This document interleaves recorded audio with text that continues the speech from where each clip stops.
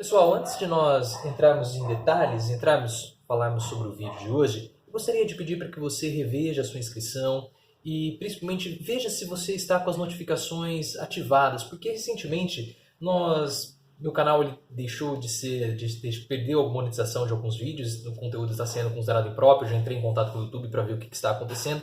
Mas não sei se é por isso, mas as nossas visualizações aqui do nosso canal, elas caíram bastante. Então deixe também nos comentários o que você tem achado dos vídeos recentes que nós colocamos aqui no canal do Professor Leonardo, para eu saber os rumos que eu devo tomar no canal, se o conteúdo está agradando, se o conteúdo não está agradando, porque o nosso canal ele é como eu falei, um instrumento de combate ao anti-intelectualismo, principalmente ao pensamento superficial e à desinformação que tem sido bastante propagada. Então, quanto mais pessoas no nosso canal, mais a gente consegue combater essa desinformação. Então verifique, deixe aqui nos comentários o que você tem achado dos vídeos, para que a gente possa fortalecer essa corrente e atingir mais pessoas. E também vocês possam compartilhar esse vídeo e trazer mais pessoas aqui para a nossa corrente. Mas hoje nós tivemos no programa Pânico a participação do Leandro Demore, que ele é o editor-chefe do The Intercept Brasil. E foi uma participação bem interessante junto com o Carlos Andreasa. O Pânico é um programa de humor, mas ele sempre se notabiliza por conseguir levar convidados para discutir esses assuntos sérios. Então ele tem uma participação muito interessante nesse tipo de assunto, porque ele consegue levar essa discussão para o brasileiro popular, para o brasileiro médio, para aquele tiozão, podemos dizer assim. E é interessante que o Pânico ele já levou o Glenn junto com a Vera Magalhães e agora ele está levando também o Leandro Demore, que faz parte do Intercept Brasil, para discutir junto, para debater, para dar algumas explicações, responder algumas perguntas juntamente com o Carlos Andreasa.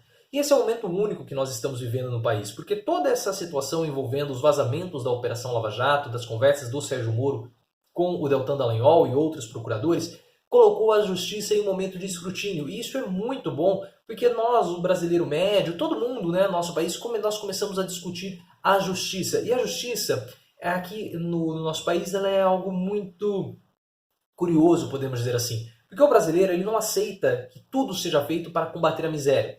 O brasileiro não aceita que tudo seja feito para melhorar a educação. Algumas pessoas, quando eu falei na participação do Ciro Gomes no Morning Show sobre a política de cotas, vou deixar o link aqui na descrição, falaram assim: olha, mas acho melhor, em vez de ter as cotas, a educação melhorar no nosso país. Claro, esse é o ideal, mas o brasileiro ele não se importa com a educação. A prioridade para o brasileiro é justamente o combate à corrupção, o combate à violência, e corrupção é uma forma de violência. Isso que é o grande anseio, o grande desejo da população brasileira. E para a população brasileira, vale tudo para combater a corrupção, até mesmo cometer atos de corrupção, como quando você quebra o Código do Processo Penal, que ocorreu entre o Sérgio Moro e o Deltan Dallagnol. E a população ela começou a discutir isso, começou a discutir justiça. Porque o que está em jogo aqui não é a questão da Operação Lava Jato, se ela vai acabar, se ela vai continuar, não é a questão dos condenados, se eles serão presos, se eles serão soltos. O que nós estamos discutindo aqui é exatamente o que foi colocado pelo Leandro Demore no programa Pânico, e principalmente o que nós já estamos discutindo aqui no nosso canal há muito tempo, o nosso posicionamento. Aqui nós estamos defendendo o poder judiciário, nós estamos defendendo o processo penal, nós estamos defendendo a justiça. O julgamento da Operação Lava Jato, ela deve ocorrer, se as pessoas forem condenadas, elas devem cumprir pena, entretanto, é preciso que haja uma isenção do juiz. É necessário que haja um distanciamento entre as partes. O juiz não pode, como o Sérgio Moro fez, ter contato com o Ministério Público, porque o Sérgio Moro ele não faz parte da Operação Lava Jato, e o papel dele ali era julgar os processos. A Operação Lava Jato era uma força-tarefa composta por integrantes do Ministério Público. O Sérgio Moro não fazia parte dessa força-tarefa. Se ele fez, isso é algo errado, e nós precisamos discutir isso. Porque se há um conluio entre o Ministério Público com o juiz para incriminar, para condenar um ex-presidente, como o caso do Lula, que é uma pessoa poderosa, que é uma pessoa que tem apreço popular, que é uma pessoa que tem dinheiro, que é uma pessoa que consegue montar uma equipe jurídica, uma equipe de advogados top de linha, imagina conosco. Nós, em determinada situação, podemos já chegar em um tribunal condenados porque não há isenção de um juiz não há isenção do juiz entre as partes.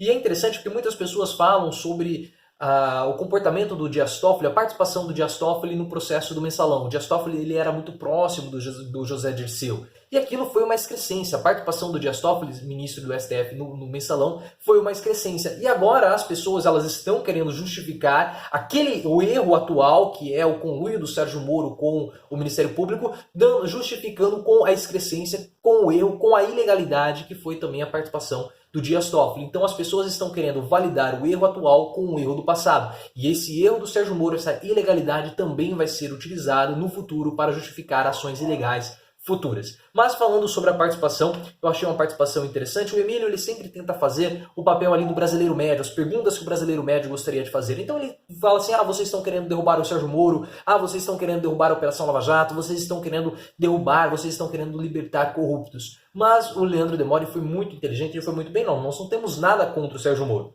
O problema é que o Sérgio Moro não deveria ter tido essas conversas. Nós não fizemos nada errado. Quem fez foi o Sérgio Moro ao ter essas conversas. E ele conduziu isso muito bem. Nós não somos contra a Operação Lava Jato. Nós estamos defendendo o Código do Processo Penal, nós estamos defendendo o Estado Democrático, onde uma pessoa ela tem o direito de ser julgada por um juiz isento. E aí a conversa foi se desenrolando. E teve a participação também do Carlos Andreasa. E aí o Carlos Andreasa comete um erro e está propagando desinformação. Ele fala sobre o julgamento do Lula que as provas não foram adulteradas e por isso o processo não seria anulado. Isso é uma desinformação. Não interessa que as provas elas foram apropriadas, se elas foram nesse momento, se elas são verdadeiras ou não. O que nós estamos discutindo é que mesmo as provas sendo legítimas, e acredito que elas são, isso não interessa, porque o que não pode acontecer é essa proximidade entre o Sérgio Moro, entre um juiz e o Ministério Público. Isso não pode ocorrer, isso fere o artigo 254 do Código do Processo Penal. Então o que deve ocorrer? Essa instância onde nós tivemos essa ilegalidade, esse julgamento ele precisa ser anulado e um novo julgamento precisa ocorrer. E aí a forma como isso vai acontecer, aí temos que esperar a justiça. E é isso que nós estamos defendendo, que as irregularidades sejam apuradas e aí novos julgamentos sejam feitos por juízes isentos. E é isso que está sendo falado. Não interessa que as provas são verdadeiras, não interessa que as provas foram validadas. As provas são outras coisas. Nós estamos discutindo o comportamento do juiz. E se houve um conluio e as mensagens e o próprio comportamento do Sérgio Moro mostram que houve, então o julgamento ele precisa ser anulado e um novo julgamento precisa ocorrer. E aí algumas coisas ficaram são discutidas, que muita desinformação é falada. O Emílio até mesmo falou, as instâncias superiores corroboraram a decisão do Sérgio Moro. Não interessa, nós já estamos falando muito isso aqui. Se houve um problema, uma irregularidade em uma determinada etapa do processo, todas as próximas etapas elas também são consideradas anuladas, o processo ele precisa voltar até a etapa onde nós tivemos a irregularidade. E o Andreasa ficou batendo muito sobre a forma como o Intercept conseguiu essas mensagens, sempre tentando desviar um pouco do assunto que é o conteúdo. E não interessa mais ou menos como a forma como o Intercept obteve, a não ser que o Intercept tenha feito, mas não acredito que isso tenha ocorrido, o próprio Intercept tenha utilizado de e-mails, ter pago para alguém conseguir essas mensagens, mas nós nem sabemos se foi uma operação com hackers, porque até mesmo levando lá no programa Pânico, levando a possibilidade de ter havido um boca de graxa dentro da Operação Lava Jato que divulgou essas mensagens para o Intercept Brasil. E é interessante porque ele dá mais detalhes sobre como são essas mensagens. E o Leandro Demore falou que são vários grupos. Existem diversos grupos de WhatsApp, como se fossem grupos de WhatsApp no Telegram, e aí tem